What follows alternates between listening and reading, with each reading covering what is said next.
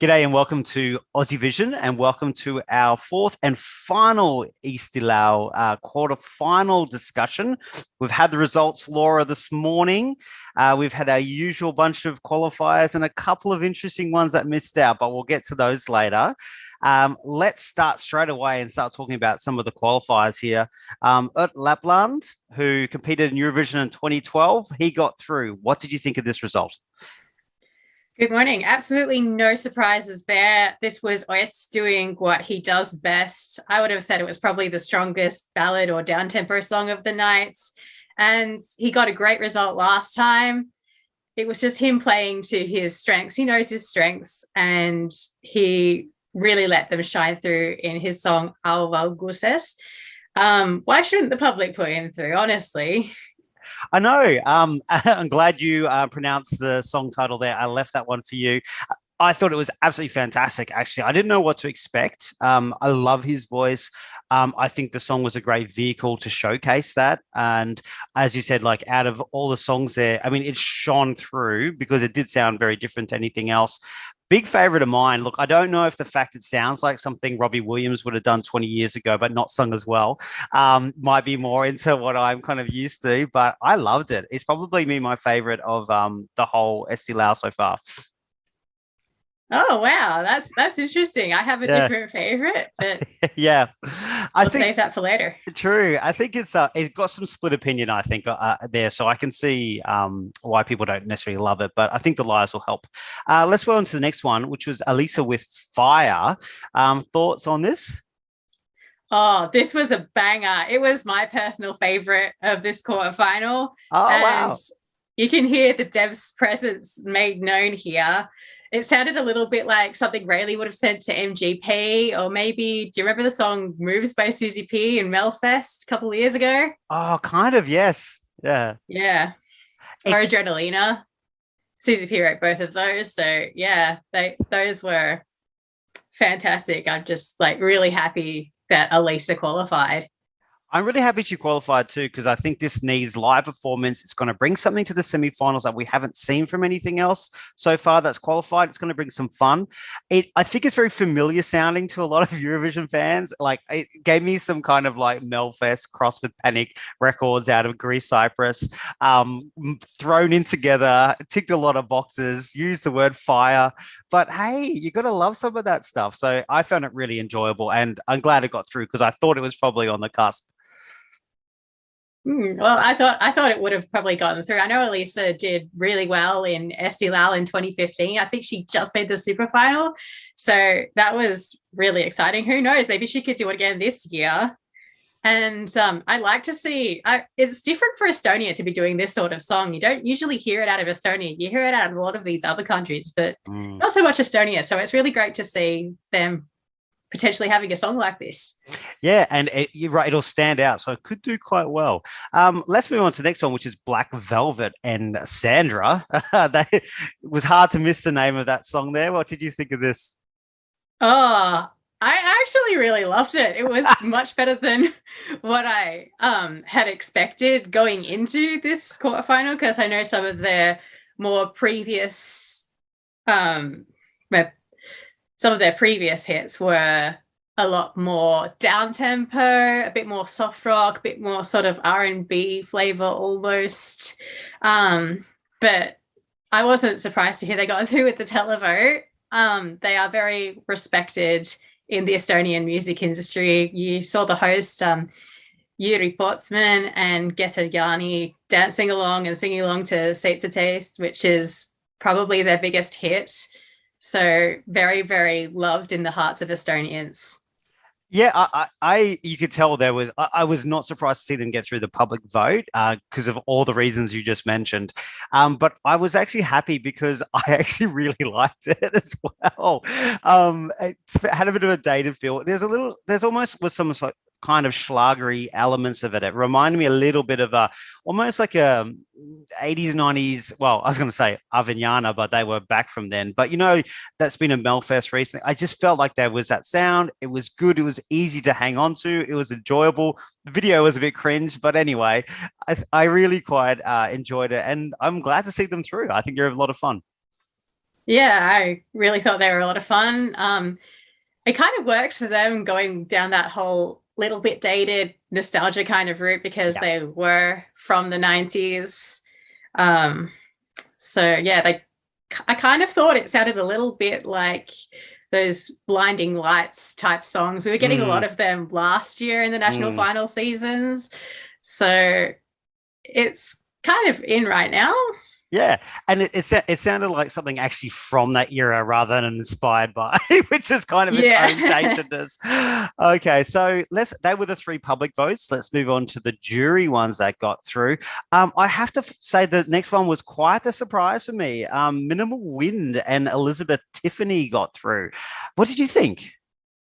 I thought it was a surprise for me too. Like I saw the results and pardon the pun, but I didn't know what to make of this. Yeah. Like I can see why the jury went for it. It's one of those kind of ones that they enjoy, but they haven't really been rewarding that kind of Sunday afternoon snooze kind of nice background music very much so far. So I kind of just dismissed it, to be honest. So yeah, I was really surprised. I've got no issue with them. They seem lovely, but I thought there were better songs that could have got through. I agree with you. I think there were possibly one or two better songs that could have made it through, but yeah, I'd written this off initially as well, but it is nice to see some newcomers getting through and getting their shot. That's true. It's good to see the silver lining on it. And look, we've been used to very unusual jury decisions so far in Eesti Laul quarterfinals. And the last one here, Múdd and Shira, they got through. It was Shira's second attempt of getting through here. I was glad to see this through. It started off the morning for us, and I kind of forgot about it. But when I went back, I was like, actually, this in that lineup is really good, and I do hope they get through. It was quite a decent little song. Yeah, it was quite a decent little song. I think once I saw Shira's name pop up again a second time, I'm like, maybe the jury might put this one through. Yeah, and they did. They put it through, and I thought it was quite a nice little bop to Yeah, start off the evening. Great way to start off the quarterfinal. And yeah, I found myself going back to it, being like, oh yeah, this is cool. yeah, that's kind of how I felt. I was kind of forgot. I was like, oh yeah, that wasn't that great. And then in the recap, I was like, okay, yeah, it's not too bad. All right, well, let's move on to our favorite part, which is like, what should have got through? What did the juries miss and the public didn't vote for? I know you have a strong feeling on this one, Laura. Who are you going into bat for? I'm going into bat for Ariadne. I thought she was robbed. And so did Twitter. She was the most popular result in our poll. We polled the Twitter audience on Ozdivision, and Ariadne got through by a substantial margin, beating out Ott and Black Velvet and even ELYSA. So yeah, I was just like, wow, Twitter really, really likes this song. And I did too. I thought it should have gotten through. It was really, really strong. Great indie pop.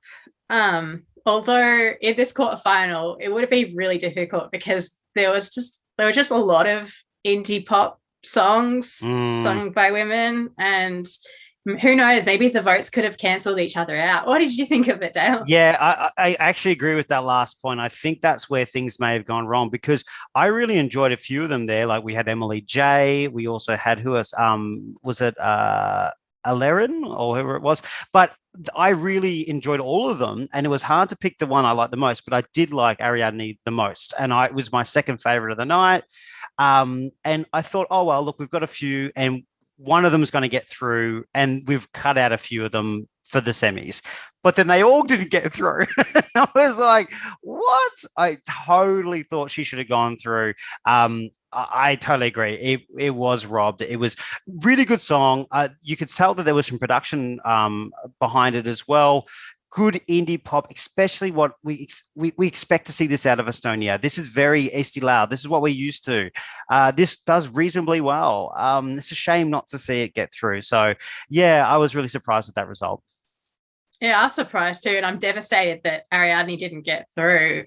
The music video was great. It was really interesting looking too. Like you could tell she had a bit of budget behind it. She was there in like a tank, and there was like sort of computery looking CGI graphics. It was great. I really, really enjoyed it. The whole thing. It was a visual feast. It was an oral feast. Yeah. It was fantastic, and I'm devastated that they didn't put this through. Yeah, and I think the rest of them all had their own merits, to be honest, in different ways. I thought Emily J, who was in it a few years ago with Extra Basic, I thought her song was really competent and good as well. Like, nice little kind of melodic chorus there, decent song. Also, as I mentioned, Ellerin as well. I thought that was really quite decent as well. This is a kind of the same thing. I liked Dramanda a lot. I loved the person. The song was okay, but again, decent kind of indie pop. And then we had Jessica, which is kind of like almost a much even quite a contemporary indie poppy sound there as well. But they all had a lot of things in common. And as you said, I think they might have ruled each other out a little bit. Any of those other four quarterfinalists who didn't get through jump out at you as someone who might have deserved to get through?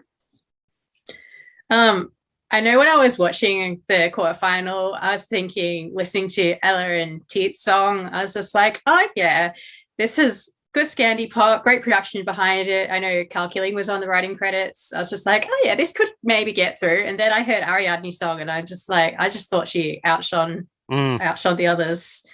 But yeah, some of the others, I wasn't really surprised to see them NQ. With Jessica, yeah, it was a really sad song, but I feel like Ott might have pulled more at the emotional heartstrings of the Estonian public. Yep. So I wasn't surprised to see her NQ. And I'd like to say with Dramanda, I know she's an actress, and I'd like to say good on her for trying something different to what she normally does. But I also kind of wasn't surprised to see it not qualify, sadly. Yeah, I think it's like you take out Ariadne from that, and it's like, okay, I can kind of understand. But there was a lot kind of similar there. But yeah, Dramanda, I all the time for what an actress, and she was very engaging too. So she could come back. I'm not sure if music's her thing, but hey, she's great. I'm gonna go watch some of her shows. That spy thriller or something sounds interesting. Okay, well that's all the qualifiers. We've had some quite interesting results, particularly out of the jury there. But I think out of the 20 songs, we've got a pretty strong lineup with some ones to stand out there. What are your thoughts on the overall 20 that are going through to the semifinals? I definitely have some favorites that have stood out to me. I know one of the songs from one of the previous quarterfinals is a real earworm. It's just been stuck in my brain for weeks.